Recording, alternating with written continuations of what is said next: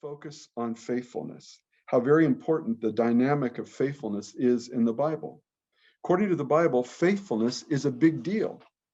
Uh, it's a key attribute of God himself, and it's something he's looking for in the lives of his people. I'm going to ask you now a question that I often ask my students, especially in my Foundations of Christian Life course. How many of you would someday like to hear Jesus say to you, "Well done, good and faithful servant"? Asking this question early in the semester helps me encourage the students to see the import of what we're doing together, to lean forward, so to speak, into the course, to take it seriously. And I'm hopeful that it has the same effect on my readers as I share this question with them in the early pages of the book's introduction. I then go on to drill down a bit more deeply into what the Bible has to say about the dynamic of human faithfulness before God in particular. Here's another excerpt.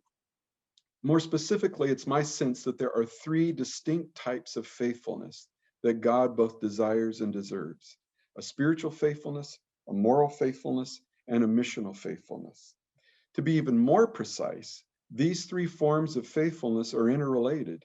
A spiritual faithfulness produces a moral faithfulness, which is crucial to a missional faithfulness. And then, going further still, I make the observation that one of the primary messages of the New Testament seems to be that Jesus not only embodied this threefold faithfulness in his own life and ministry, but is eager to empower his followers, apprentices, to do the same.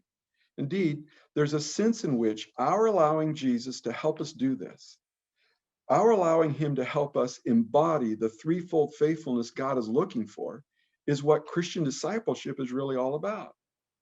Think about it. Could it be that at the heart of Christian discipleship is the emulation of Jesus's threefold faithfulness and allowing him to help us embody that threefold faithfulness, a spiritual, moral, and missional faithfulness before God ourselves? If this is true, doesn't this big picture provide a profound degree of clarity about what's involved in following Christ and what are the kind of people that the Lord is calling us to become, and the kind of churches that need to, what they need to be involved in order to see that happen? I think this is a pretty important model here. If it's accurate, you guys have to decide for yourself, but I'm wondering if this isn't a pretty important way of understanding the nature of Christian discipleship and hence a lot of other things as well. Then I quickly add this crucial caveat, however. But this isn't to suggest that a lifestyle earmarked by faithfulness is easy to pull off.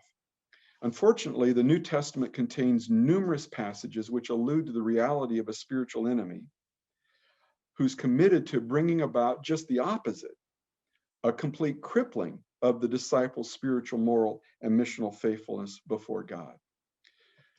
In a nutshell, that's what this book is about.